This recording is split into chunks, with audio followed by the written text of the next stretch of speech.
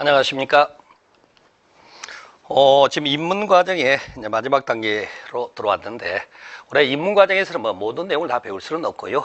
우리가 이제 기본서를 이제 정규적으로 이제 강의가 진행될 때 필요한 내용들을 미리 좀 몇 가지 중요한 것들 위주로 해서 설명을 좀 드리고 있습니다. 자, 오늘은 여러분 그 교재 기준으로 32페이지인데요. 건축법에서 각종 산정 방법이라고 하는 부분들이 있습니다.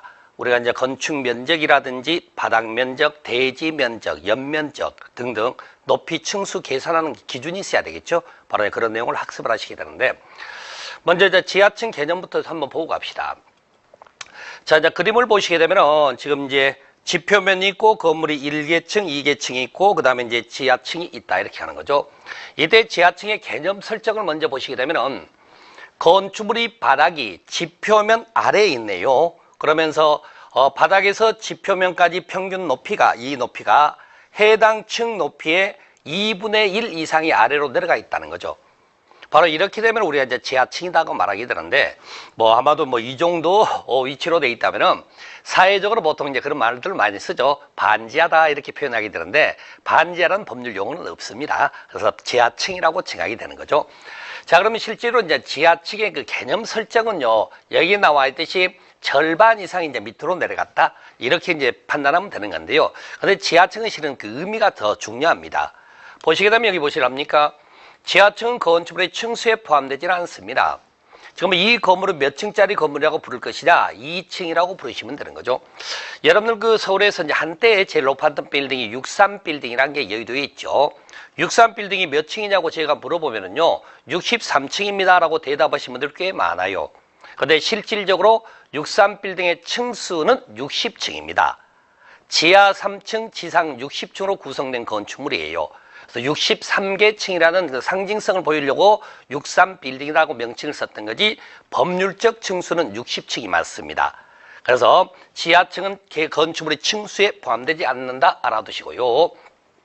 그 다음에 중요한 건 이 부분인데요. 우리가 이제 건축물의 크기를 표현하는 걸 연면적이라고 부르는 거죠. 그래서 이때 연면적에는 각 층 바닥 면적을 모두 더한 걸 연면적이라고 그래요. 그럼 이때 이 각 층에는 지하층 바닥 면적까지 다 더하는 겁니다.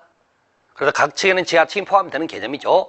이렇게 해서 이제 건물의 크기를 연면적이라고 말하게 되는데, 문제는 똑같은 연면적이라는 표현에서도 용적률을 계산할 때 연면적에서는 빼는 게 있어요. 예를 들어 지하층의 바닥 면적 같은 건 빼고 지상층에 있는 바닥 면적만 가지고 용적률을 산정하게 돼 있다는 거죠. 그래서 실질적으로 우리가 이 지하층을 왜 구별해야 될 이유가 있다는 겁니다. 그래서 보시게 되면 지하층의 면적은 연면적에는 포함되지만 용적률 산정 시엔 연면적에서 제외된다. 바로 그걸 이제 계산할 때 필요했기 때문에 보는 거고요. 그 다음에 여러분들 그 이제 주변에 보시게 되면은 그 건물에 보통 이제 1계층 이상 올라가면은 지하층이 있는 건물이 있고 또 없는 건물도 있긴 합니다만은, 자, 지하층은요, 설치 의무 규정이 없어졌습니다. 1978년도로 제가 알고 있는데 기회 찾아보니까 그 이전에는 지하층 설치 의무가 있었는데요. 그 이후에는 지하층 설치 의무는 없습니다. 그래서 아무리 그 높은 층수의 건물을 짓는다 하더라도 지하층을 반드시 설치해야 될 의무는 없다. 자, 이렇게 이해하시면 되겠죠.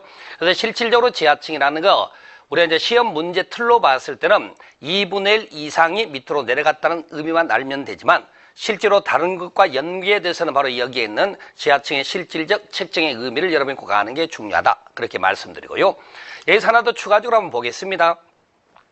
자, 우리가 이제 지표면이 이렇게 수평 상태라고 해요. 그 수평 상태고 바닥이 수평이라면은 그 높낮이를 정확히 계산하기가 쉽지만, 이렇게 경사진 형태의 지표면이 있다는 거죠. 그리고 건축물이 앉혀졌을 때, 이때 보세요. 바닥이 지표면 아래로 절반 이상 내려가야 되는데, 이렇게 경사진 지표면이라면은 위쪽은 절반이 넘고 아래쪽은 절반이 안 되고, 전면부에서는 그렇다는 거죠.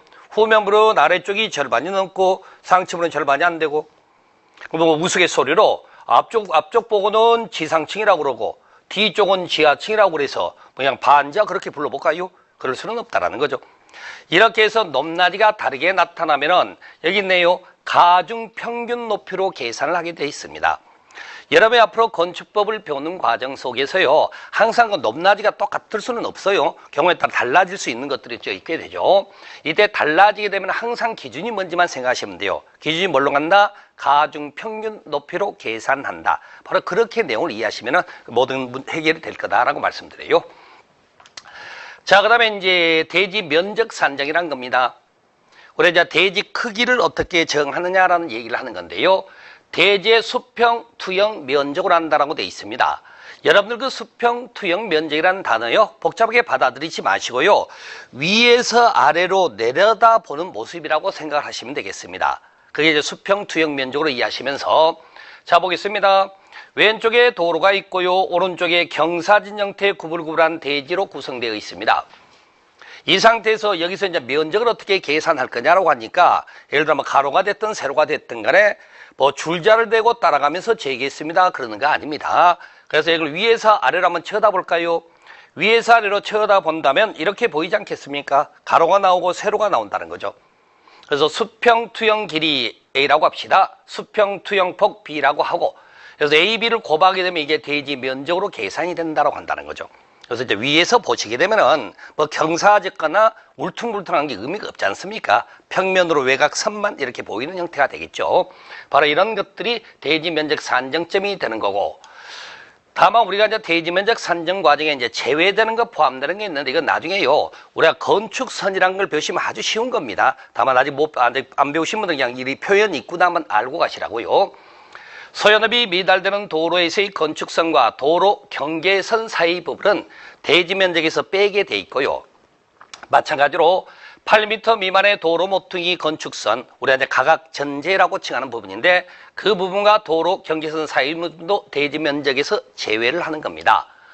그리고 대지 안에 도시계획 시설인 도로, 공원 등이 있을 때 도로, 공원이 차지하는 면적이 대지 면적에 포함될 수는 없겠죠. 상식으로 봐도 이걸 뺀 나머지가 대지 면적으로 계산되는 거고, 또 상대적으로 대지 면적에 포함시키는 것도 있어요. 우리가 건축선에 나온 내용입니다만 지정건축선이라는 게 있습니다. 그래서 지정건축선과 도로 경계선 사이 부분은 대지 면적 산정할 때 포함시킨다, 그렇게 돼 있죠. 이 내용은 여러분들이 나중에 뭐 건축선 배우면 쉽게 받아들일 수 있는 내용이니까 이런 게 있다더라까지만 얘기하겠습니다. 자, 이번엔 두 번째로는 건축면적과 바닥면적 산정이라는 게 있습니다. 건축면적이란 건축 외벽 중심선 또는 외곽 기둥의 중심선이라고 그러죠. 그 중심선으로 둘러싸인 부분의 수평 투영 면적을 가지고 우리가 건축 면적을 산정하게 되는데, 단순하게 그렇게 생각하셔도 좋습니다.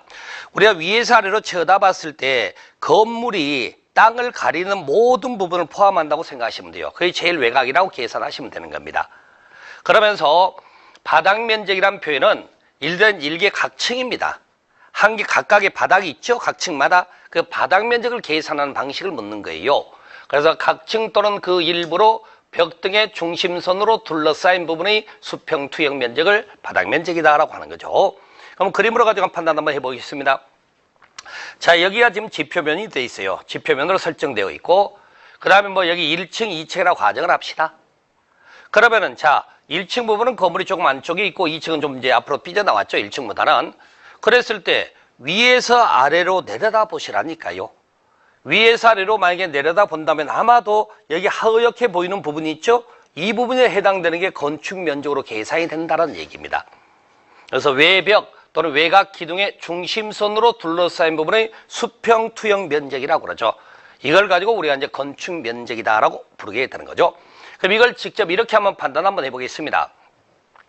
자, 지금 여기 보면은 지금 지하층 건축물이고, 그 다음에 1층과 2층이 있다고 가정하겠습니다. 그런 상태에서 보니까, 자, 위에서 아래로 내려다 본다면 아마도 제일 왼쪽 끝은 여기가 보이겠죠?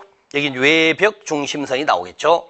그 다음 오른쪽을 보면 위에서 아래로 쭉 내려다 보면은 여기가 보이겠네요. 여기가. 그러면 여기서부터 여기까지를 삥